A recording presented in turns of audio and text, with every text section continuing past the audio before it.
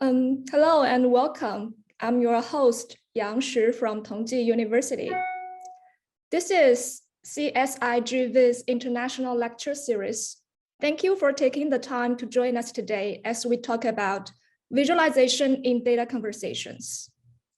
It's a great pleasure for me to introduce our speaker today, Melanie Tory. Professor Tory is Director of Data Visualization Research at the Rule Institute of Northeastern University in Portland, Maine. Professor Tory served as a computer science faculty member at the University of Victoria and holds a PhD in computer science from Simon Fraser University. She is the associate editor of several visualization journals and served on the steering committee of the IEEE-VIS conference. In this talk, Professor Tory will introduce the framing of data conversations with examples from various research and development projects from Tableau. She will also introduce VIS at Rule, her new team at the Rule Institute of Northeastern University. Before we start, we encourage everybody to join the WeChat group by scanning the QR code. In the WeChat group, please feel free to drop questions on the topic or share your experience. You can also raise your questions here in Zoom. We'll answer your questions at the end of the presentation. So let's welcome Professor Tory. All right, well, thank you so very much for having me today. It's a delight to be here. Let me just share my screen. And do let me know if for some reason this doesn't work properly. I am happy for this to be a conversation. So if there are questions along the way, please go ahead and jump in and ask.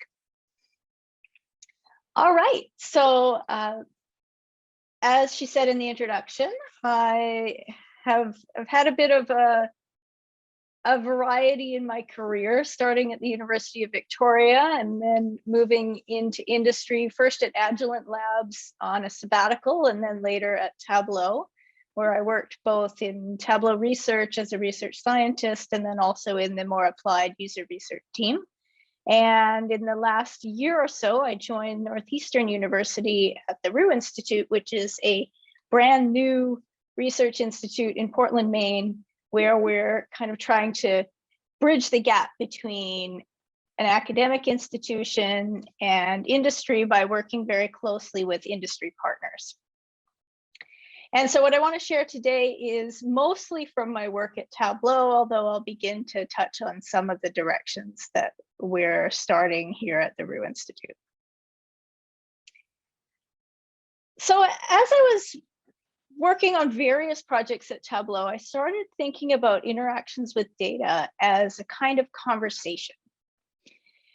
Conversation is something we do with people every day, and we don't really have to think about it a lot most of the time. Conversations happen fairly naturally in the way we have a kind of back and forth with another person.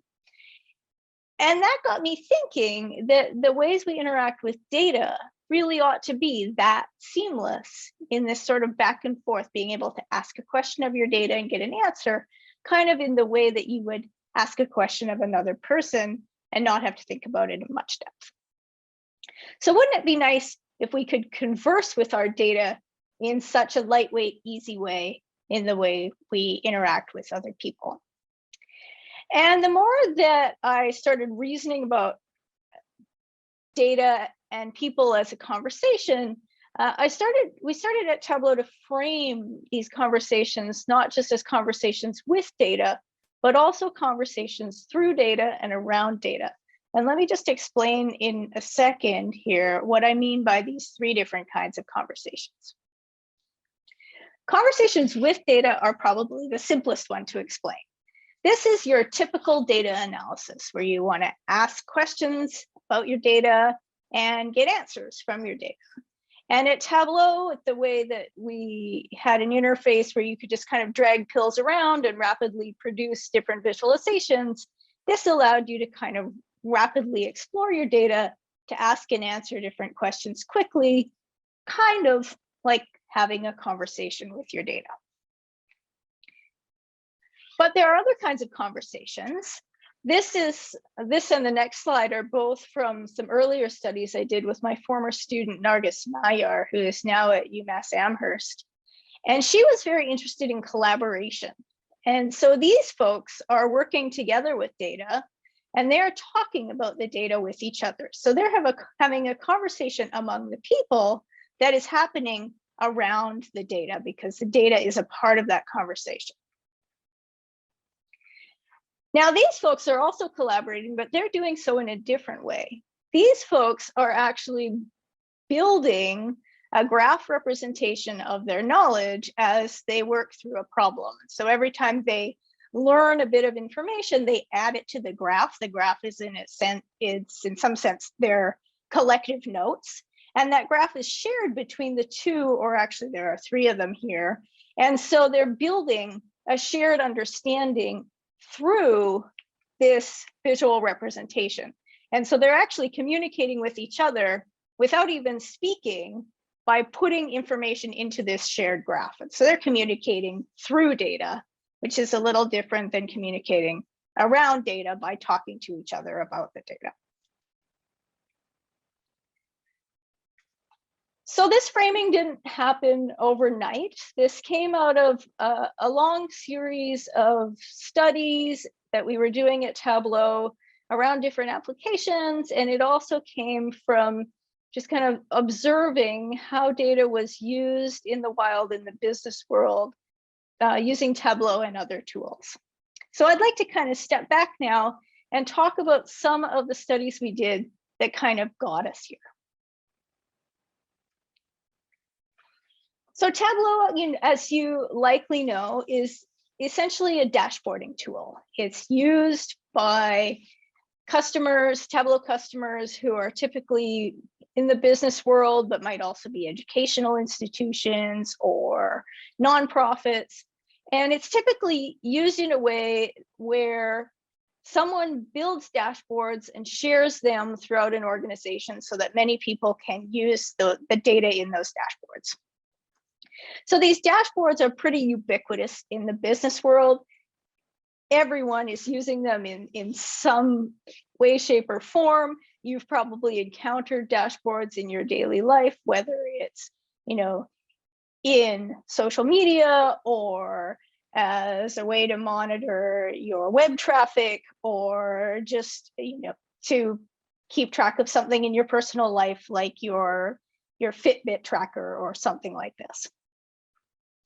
And yet, despite the fact that dashboards are so ubiquitous and probably one of the most popular ways that people use data visualizations, the Viz research community tends to ignore dashboards and their users. So back in 2019, a group of us from Microsoft Research and Tableau got together and did a sort of survey of how people are using dashboards in the wild and how we might classify them.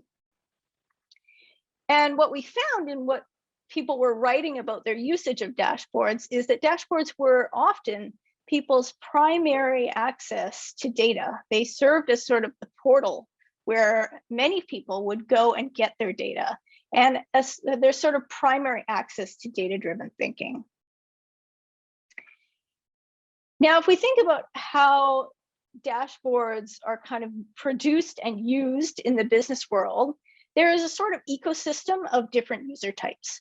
Typically, an analyst is someone who is digging into data, cleaning the data, prepping the data, and analyzing the data, and then producing the dashboard, which is then shared with a larger population of dashboard users who will primarily use the data in the dashboard and maybe not be using deeper analytical tools.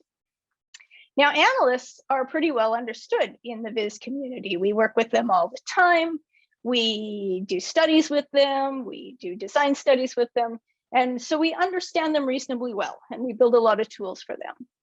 But dashboard users, on the other hand, are not a group that we've had much experience with.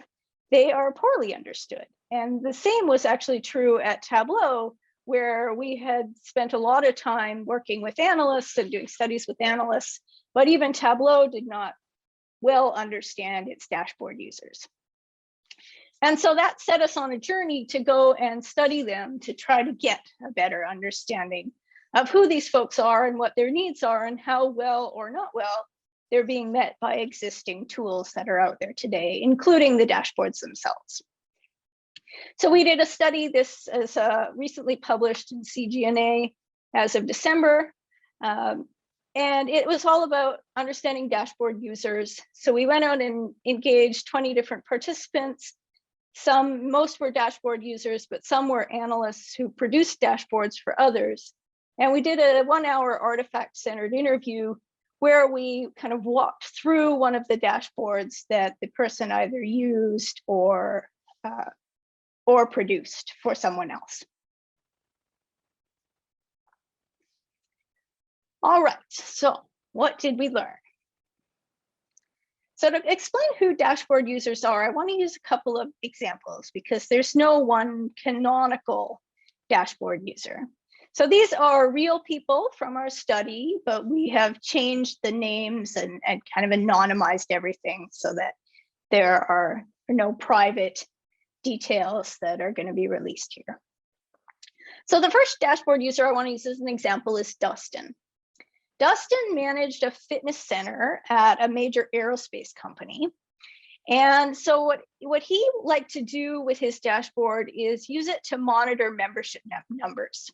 So employees at the company could choose to join the fitness center, and they would pay a very small monthly fee to be part of the fitness center. It was heavily subsidized by their company, but they had to pay a small amount.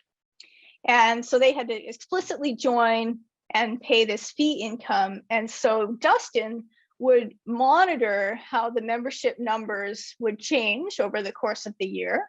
And he would try to forecast future membership. So he would know things like when it was almost coming up on a popular vacation time of the year, for example, many people would sort of drop off of their membership because they knew they wouldn't be at work much that month. And so they would just kind of drop out. Or at the beginning of the year, there were a lot of people who would make New Year's resolutions that they wanted to be more fit. And so then the membership numbers would go up. But after time, if they weren't using it, then they would drop off. So he had kind of these ideas in his head about what times of the year the numbers might go up and down and by how much, and he would try to forecast out what the future membership would look like. And then on top of that, he would produce a monthly report for his manager talking about the current membership numbers and what was being done with the fee income money and anything that he thought might be influencing either those numbers or the gym experience. So the quote here is Dustin talking about his sort of forecasting, where he would take the numbers and drop them into Excel and then use some formulas to do this kind of prediction of the future numbers that were coming up. My second example is Miguel, who is quite a different personality. Miguel was a senior talent acquisition director at a major company.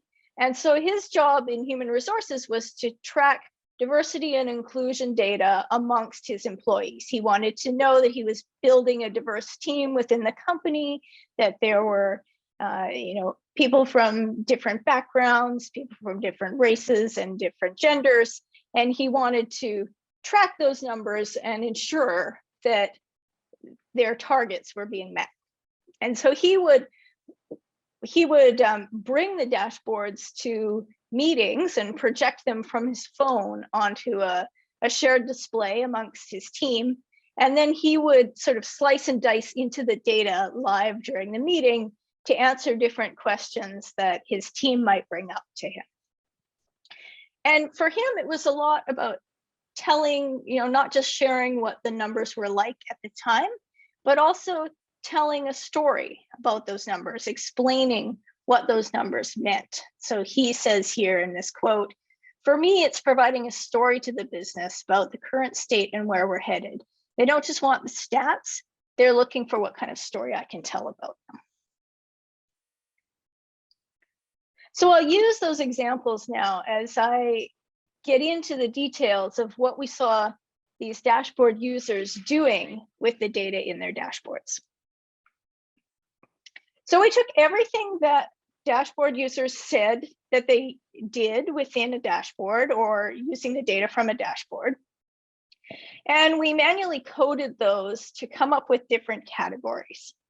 And when we did this, we eventually came up to this, this characterization of, first of all, tasks or goals that these folks had with data. And then in the next slide, I'll get to the conversations through and around data. So these were all of the goals that we saw people doing with their data involving dashboards.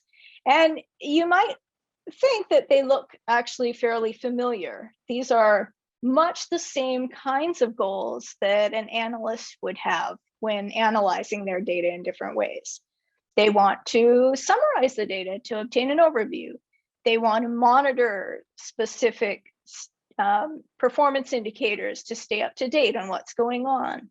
They want to be able to explain the data, find an underlying cause for something that is an anomaly, or explain where numbers came from or why they changed. They want to be able to predict the future. They want to compare, and so on. So all of these same kinds of goals that analysts have, the dashboard users had too.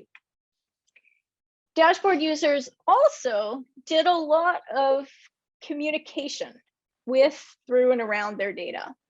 They would discuss the data. For example, Miguel would bring those dashboards to his meetings and talk about them with his team. So he was discussing the data. They would circulate the data, meaning they would sort of disseminate it through the organization in a systematic way. This would be like Dustin, who was creating a monthly report for his manager that would then, move all its way up the leadership chain. They would also discuss tools, so talk about creating or changing the dashboards to meet their needs, and they would document things to record decisions in history. Now, what's interesting about all of these different goals is that dashboards aren't really designed to meet them. In some ways, dashboards are designed for consumption. They're designed with the assumption that a user of a dashboard is going to access the data in it to answer some question they have, and then they're kind of done. So this accessing data that you see on the very left side over here, that's the task that dashboards are designed really well to do. But we saw that these users were actually having to do a lot of other kinds of actions at a low level to accomplish that big list of goals that I just went through. For example, for Dustin to be able to forecast the next month's membership numbers, he couldn't do that in the dashboard directly. He had to dump that data out to Excel, kind of add in some numbers that he had in other places, move it around to shape it into an Excel format that he could work with, and then enrich it with some formulas to make the future predictions. And then he had to take all those numbers and put them into a PowerPoint deck that he wrapped some story around and prettied up to be able to share with his boss. And so all of these additional tasks that are the majority of the work that dashboard users are doing can't be done in the dashboard. They need to be done in other tools. So the general theme of what we found was that dashboards were failing to support a lot of the activities that dashboard users needed to do with data, and they would default to other means when they hit these barriers. So dashboards, in a sense, are a bit of an unintended dead end.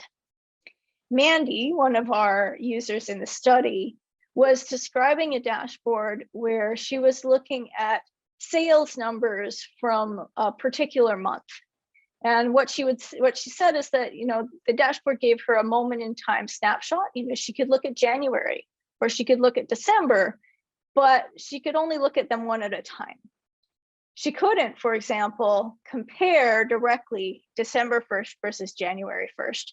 And in Mandy's case, the way that she did this comparison was literally to load up the filters for December 1st, write down the numbers in a notebook by hand, then switch it over to January 1st, write down those numbers, and then compute with a calculator the difference between December and January. And while that worked for Mandy getting her answer, to me, to us as a team from a dashboard building company, it didn't seem like an ideal way to accomplish this task. So we were very interested to see and characterize all of the challenges that dashboard users encountered in using their dashboards to try to accomplish their tasks.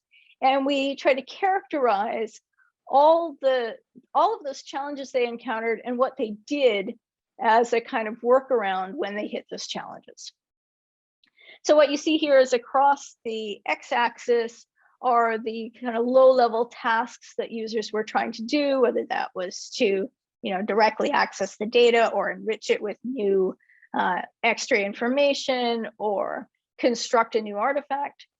And down the y-axis are all of the strategies they used when they hit a kind of barrier where they couldn't accomplish the task in the dashboard. And most commonly, they would just switch tools. And nearly always, this was by dumping the data out of the dashboard and putting it into a spreadsheet like Excel. They also used some weird manual workarounds. And the third most common tactic was to simply give up and not do the task at all.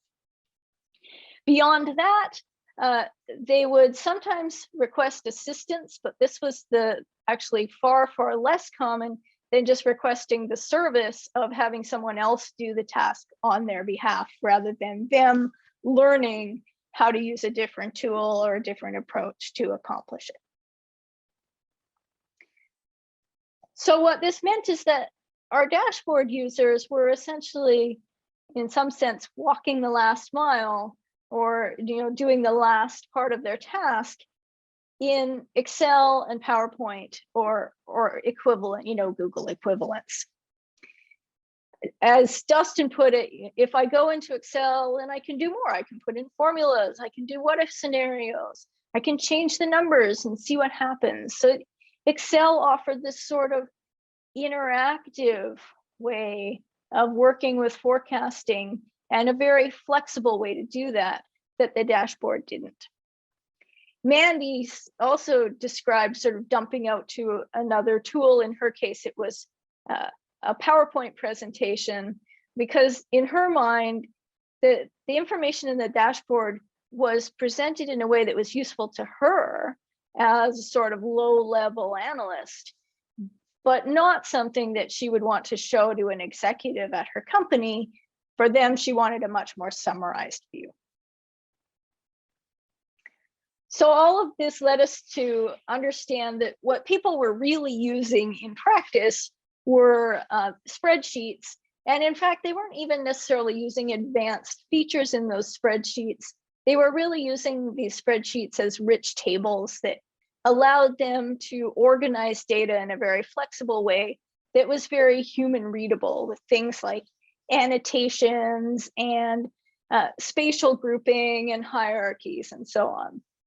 And that actually led us to a whole nother study that we presented at VIS last year, looking at how people use spreadsheets and why the flexibility of the spreadsheet is so powerful, and what we can learn from that and maybe adopt into visualization tools. So all of these studies together told us that there's probably more we can do with our dashboarding tools. We could imagine taking sort of tool integrations and mashups, where maybe a user could take chart A out of one dashboard and put it next to chart B that came from a different dashboard and kind of mash those together to produce a new constructed artifact, maybe in a more interactive way than just taking a screenshot of each one and pasting them into a PowerPoint presentation or a report. So we thought that some sort of tool integration or mashup might be one direction of interest that would be of benefit to these dashboard users. We also saw value in lowering barriers to entry.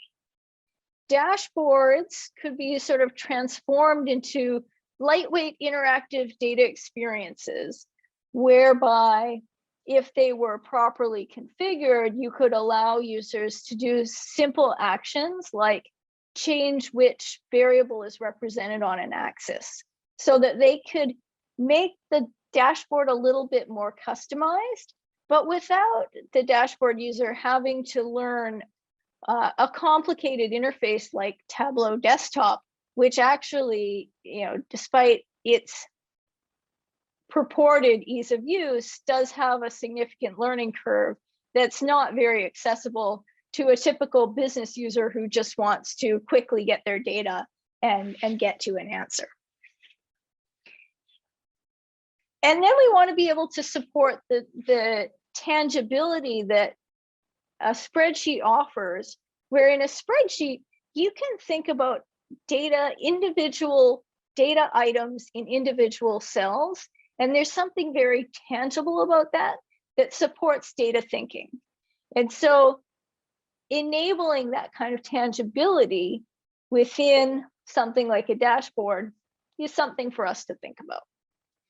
And we also need to start thinking about data analysis tools as going beyond analysis. These dashboard users didn't just need to, come up with answers to data questions. They also needed to repackage their data, curate it, and create new artifacts that they could share. And we should be building tools to explicitly support that kind of interaction with data. All right, so at this point, I'm going to sort of pause and switch directions a little bit. We've been talking about dashboards and how dashboards can be a kind of artifact to support all different kinds of data conversations. And now I want to switch gears to another project I was working on at Tableau for several years around more literal conversations with data, where we were actually enabling people to have a text-based chat with their data, where typing in plain English would produce the data visualization. And this was something that started in Tableau research and eventually moved out into a deployed product called Ask Data.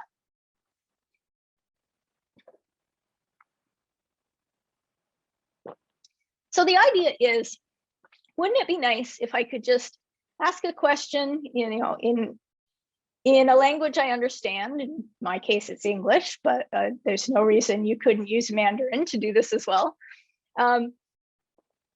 Why not just ask the question the way I understand it and have the system know what to do in terms of producing me a meaningful response, in this case, a data visualization. And so we started with a couple of prototypes we called EVISA that allowed you to do sort of simple querying and filtering of some data sets in visualizations that were already produced. So for example, in a visualization of earthquakes, I could type out large earthquakes near California, and it would filter the chart down to only show me the earthquakes in that part of the world, and only the ones that were beyond some magnitude threshold. After several rounds of prototyping and several papers with these prototypes, we then moved towards commercializing this idea, which was eventually released in 2019 as Tableau's Ask Data feature. And it similarly allowed you to type a question in plain English, but it would actually produce a chart for you from scratch, assuming you had started from a particular data set that supported that question.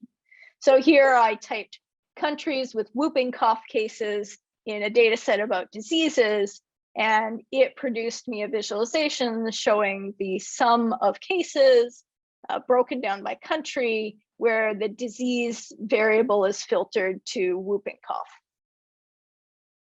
And this is built directly on top of Tableau's visualization engine. So we were essentially doing the translation between an English question and the underlying VisQL, that is the language that supports Tableau. Now, the big challenge in all of this conversational work is taking what a user types and understanding the intent within it. The reason this is a challenge is because what users say or type isn't necessarily what they mean. They leave out a lot of detail, they're kind of vague, and what they say needs to be interpreted in the context of the situation.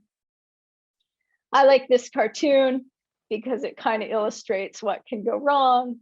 They hear the person is wagging their finger at the dog, very angry, and the dog thinks that the person is very happy with him. So it's easy to have misunderstandings in your communication, and the same is true in the case of communicating with data through natural language.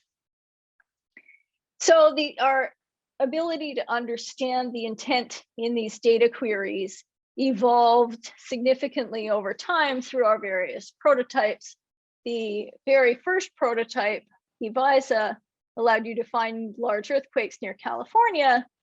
And then it allowed you to transition that. If you asked how about near Texas, the system would remember enough about this to know that you probably still meant large earthquakes, but that California now had to switch to Texas, so it would update the state variable to the new state and then transition the visualization. But that was a pretty simple case. EVISA was only able to handle very specific cases that were kind of programmed in. It was very limited in its understanding of intent. And it would break down in all kinds of other instances. So one thing it couldn't handle were longer compound questions. So like, show highest average GDP of all countries between 1950 to 1960. There was no way it could handle that concatenation of many different phrases.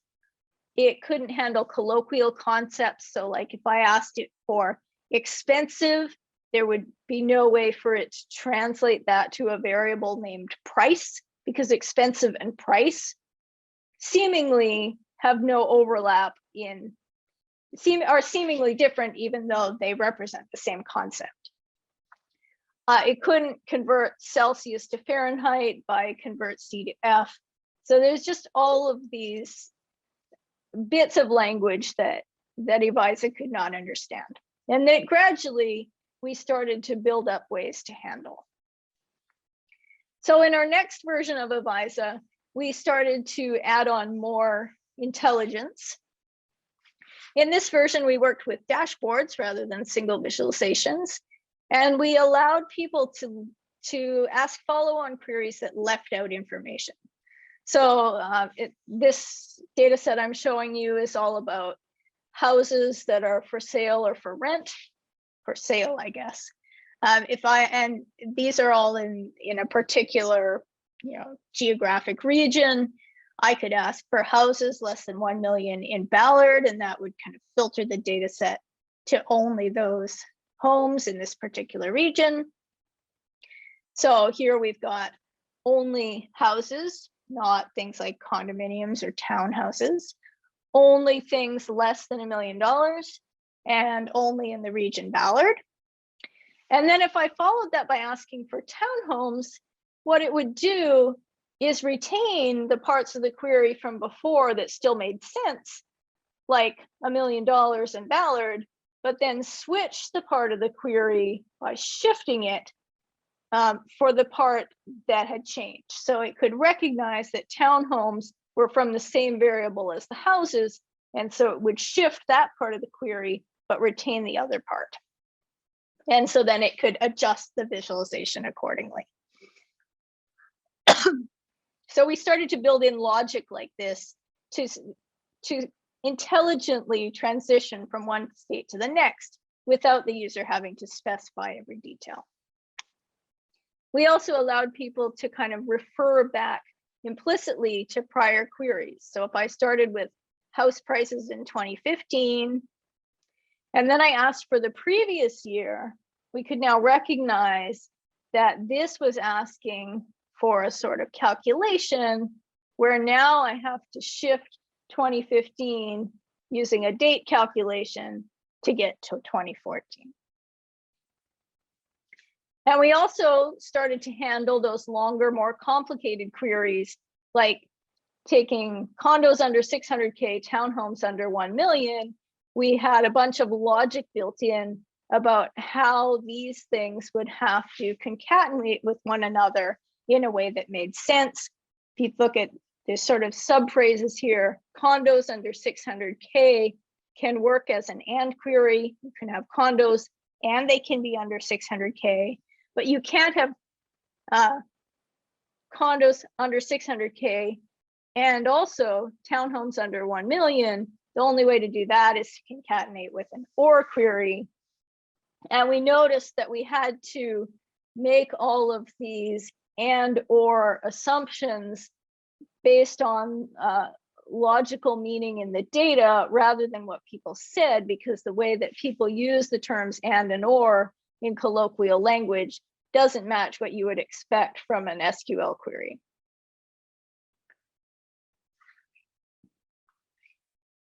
So this was all great. We were starting to understand how you could smartly answer questions about data in an existing dashboard.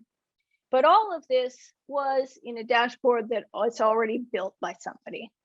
And when we started to build Ask Data, we knew we wanted to allow people to create a new visualization from scratch. So if we wanted to do that, what should it look like? We didn't know. And so we faked it.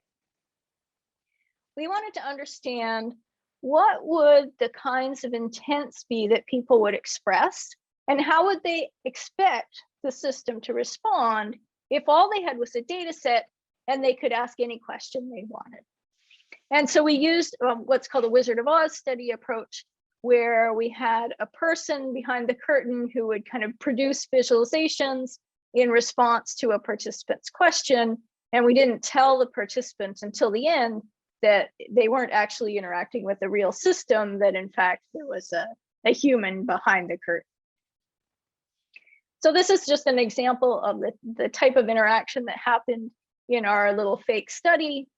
We were using data from the ship, the Titanic, the sinking of the Titanic. It had information about all the passengers, whether they survived or not, and some demographic information about them. So this person asked a series of questions. First, show me children aboard who survived. And so the wizard produced this visualization that they were very happy with. And then they said, break this down by sex and age. And here, the term "this" indicates that the person wants to see this thing in the context of what was there before. And so what the system did was to take what was there before and add 2 variables to it, sex and age, while keeping sort of the layout and structure of the original viz. And then the person asked, what was the correlation between age, fare, and survival? And this is very, brand new question. It's a complete phrase. It's not got a lot of overlap in variables with the visualizations that were there before. And so in this case, the wizard wiped the screen clean and built a brand new visualization to answer this question.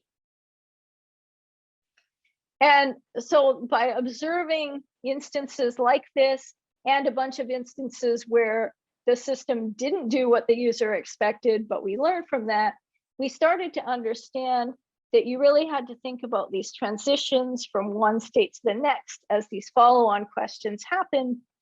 And as you transitioned from one state to the next, you had to think about changing or keeping the filters, the visual encodings, the data transformations, and the data attributes that were all contributing to that visualization state.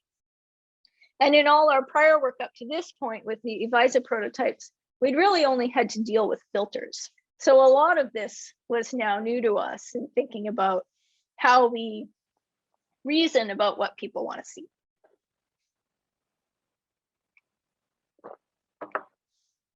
Another thing that we noticed in these studies is that people really underspecify things. So for example, if I had a data set about wine, it might seem sensible to ask a question, show me the prices of wine over time. But the problem is that if we wanted to translate this to something like SQL, there's a whole lot of detail that's missing to actually translate that into a query. So first of all, even if price is a variable that I can pull out, I still need a way to aggregate price. Do I take the sum of price, the average of price, the maximum, the minimum, some standard deviation? So we need to infer a meaningful aggregation for this variable. And then if I say over time, that's kind of vague. That doesn't specify what variable should be used for the time dimension. And so the system needs to go and make a guess. And in this case, what it does is to go and look for a variable that is temporal in nature and just pull out the most popular one of those to create the visualization. So here the system has inferred both an aggregation and a temporal attribute in order to produce this visualization of prices over time.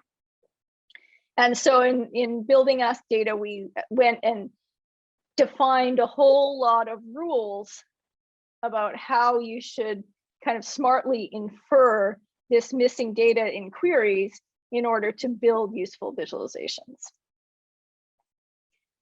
I don't expect you to see any of the detail in this chart, but this is just sort of a timeline illustrating all of the many user studies that we did from the very early EVISA prototypes all the way through to the deployment of the first deployment of the Ask Data feature in Tableau. And you can see that there was, it took a series of several years and many different prototypes and studies before we actually got there.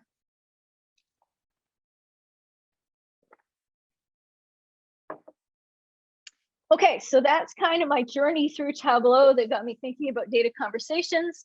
I want to close my last few minutes before questions, just introducing you to what I'm doing now at the Roux Institute, and then I will be happy to take all of the questions that you have about anything in the talk. So the Roux Institute is brand new. It is a research institute that's part of a university, and it's working very much in partnership with local companies and trying to tackle problems that our company partners care about.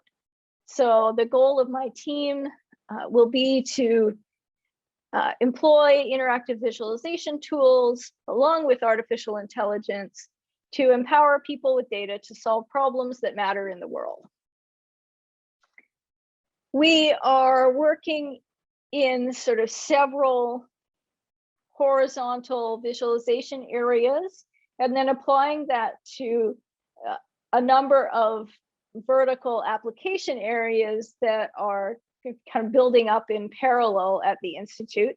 So the key application areas for us right now are engineering, specifically advanced manufacturing and supply chain analytics, and also life sciences and medicine.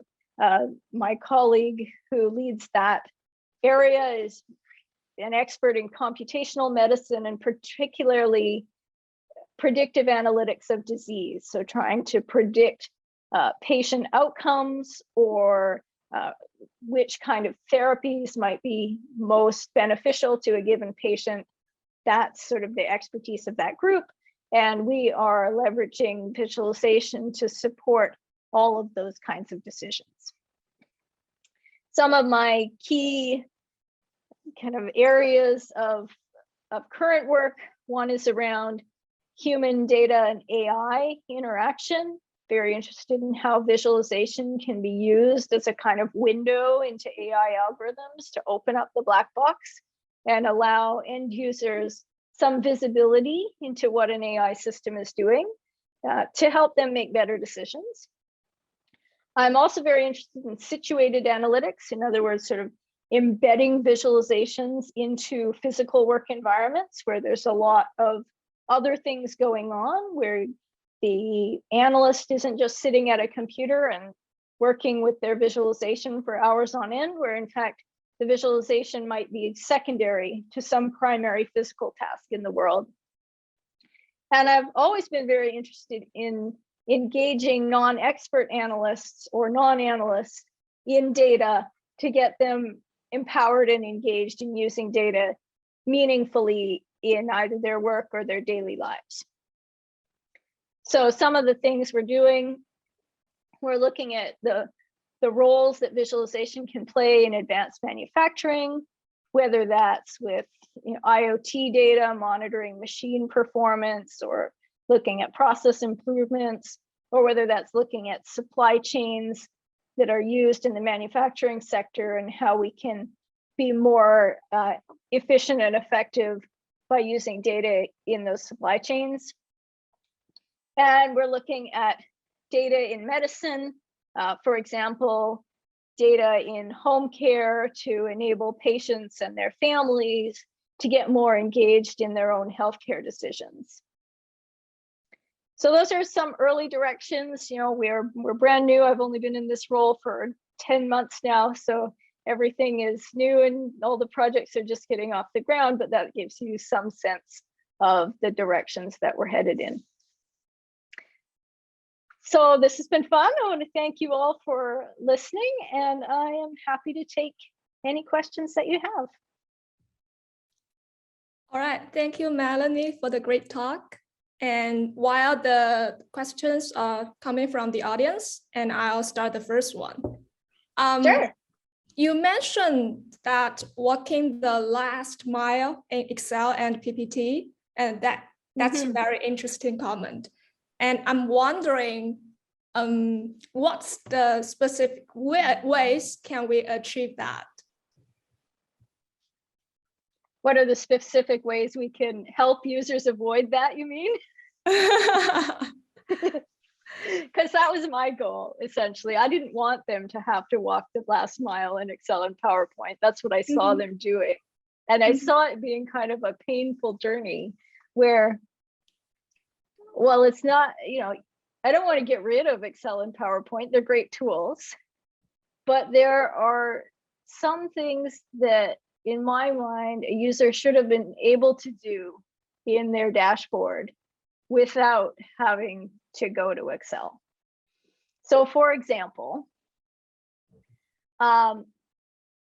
let's take Dustin's example of wanting to calculate the forecast for the next season. Imagine if he could have just grabbed one chart out of his dashboard and maybe typed the formula right in there, or in some way express that, if he had a timeline, like just have a button he could press to say, extrapolate this to show me next month, or let me input a couple of assumptions in a little input box that's somehow nicely structured to create that forecast directly in the dashboard. Why did he have to sort of dump out all that data into another tool and restructure it and reorganize it and do all of these things when all he wanted was a prediction of what are the numbers going to be next month? So I think that we could build some of this a little bit of extra functionality here and there in dashboards to let them be a teeny bit more flexible. And that might address a bunch of the challenges. It might prevent people having to exit out to Excel in a lot of these cases. Or we could allow them to kind of flexibly reconfigure. So like, if I can take this chart and that chart and put them side by side and hide this one and hide that one, now maybe I have my curated pretty thing that I want to share with my manager, and I don't have to go recreate those charts in PowerPoint to share with them. All right, thank you. Yeah. Hey, Melanie, this is Le. And actually, I would like to ask the second question. Because Sure. like part of my research is exploring like non-experts interpretations of specific visualization designs or data portraying something. So, Yeah.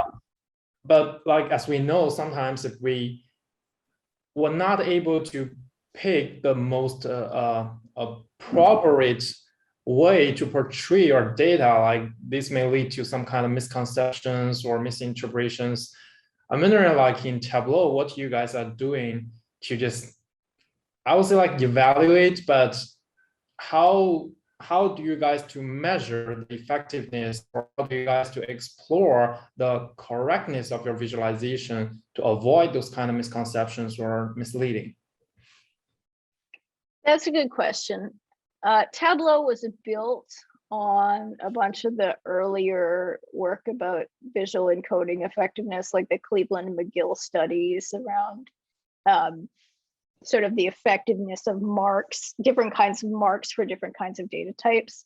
Mm-hmm. And so it's got a bunch of assumptions built in, like default mark types, for example, that are kind of smart defaults in a way, built on those rules. Okay. But beyond that, it doesn't do a lot, right? Beyond that, it leaves it up to the creator to create whatever kind of chart they want for their data.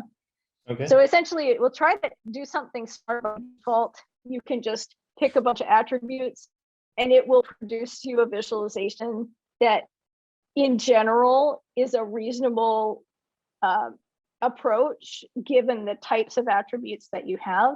Mm-hmm. But of course, you can use it to do all kinds of dumb things and create a bad chart if you want to.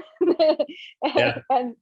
And in some ways, you know, is it really how to tell the user what is the best chart for them? Maybe not. Maybe they do know better. So there should be some freedom, I think, for users to create bad charts because it is part of that freedom of expression we want users to have.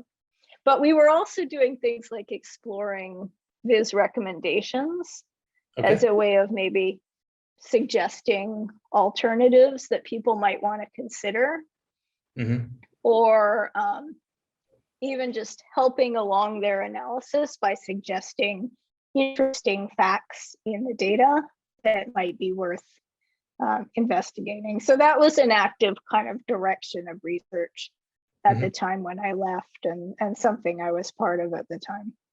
I see. Thank you. Of course. We get a few questions from the audience. Professor Siming Chen asked, I'm curious about the smart manufacture project. Can you share some experience in your data conversations with domain people in this field? Yeah, we're just kind of getting going in this field, but one of the conversations stands out to me and is kind of motivating, and that is we went to a large aerospace manufacturing firm. So this is a firm that makes like airline engines, and what they told us is that they are starting to use a lot of IoT devices on the factory floor to measure equipment performance. And so they've got all of these metrics kind of streaming in from all of the different equipment on their factory floor, but they're kind of in a state of not knowing what to do with that. that should be useful to them. They know it should be useful to them, but it's kind of an overwhelming amount of information without a clear, obvious purpose. So while it might be used to indicate when a machine has gone down and is broken and needs attention, it ought to be able to be used for a lot more things, like assessing, what's the state of the machine's performance, or can we use it to maybe predict when a machine maybe should be taken offline for maintenance early so that we avoid it breaking down and so on. So those are some of the directions that we're starting to think about here. All right. Another question from Professor Wei Zeng. What are the differences between general users for communication and experts for domain-specific tasks using dashboard? Oh, that's an interesting question. Part of me wants to say, I don't know if there is a general user, right? Like, in some ways, everyone is a domain expert in their own way, in their own data. Now, obviously, some tasks have, okay, some people have deeper kinds of questions and deeper knowledge of their domain than others, but I don't know if I would know what a general user was.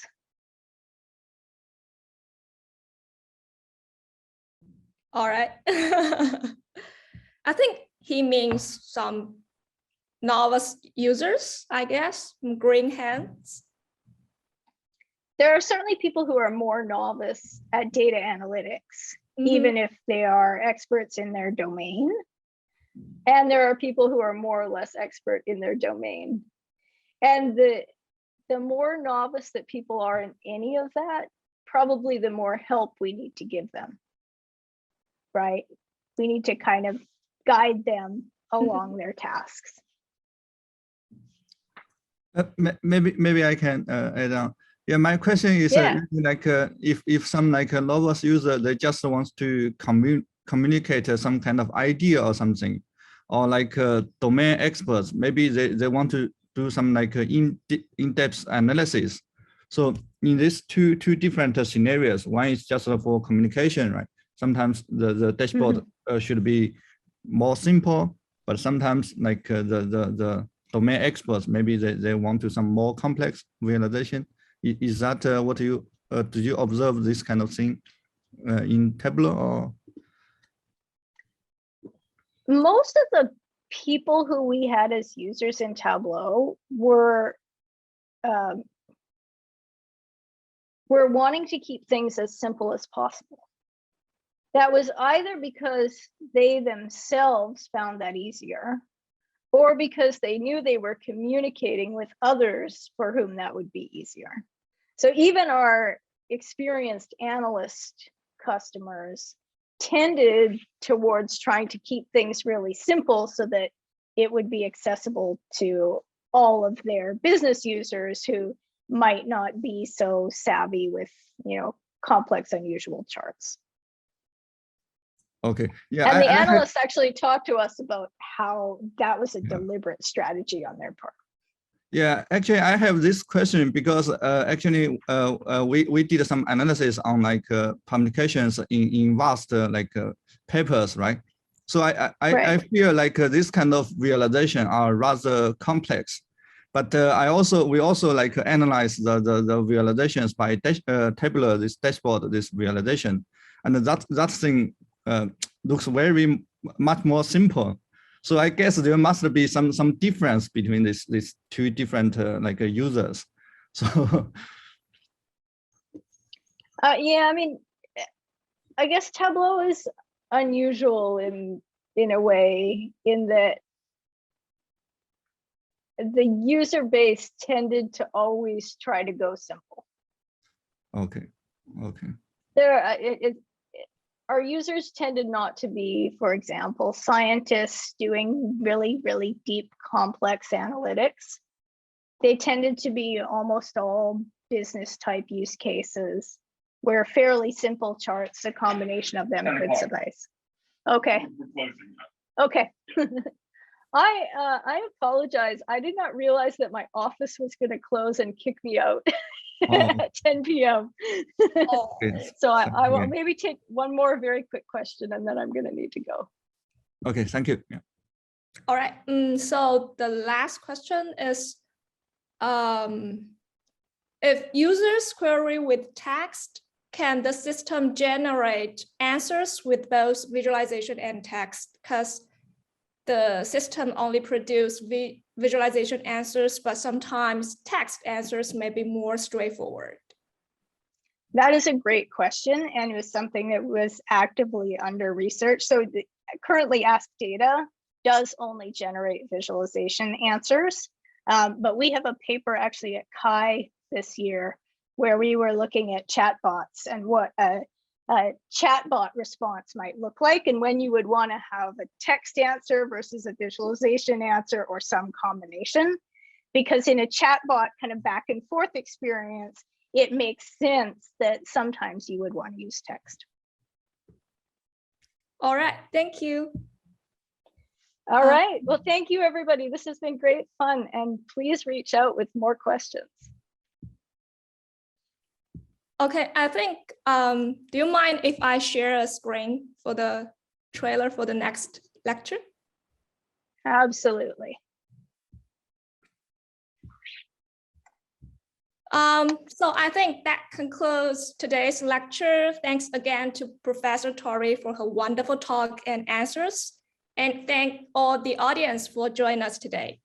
So we'll see you in our next lecture on May 5th about neural network-based upscaling and sampling for in-situ visualizations from Professor Rudiger Westermann.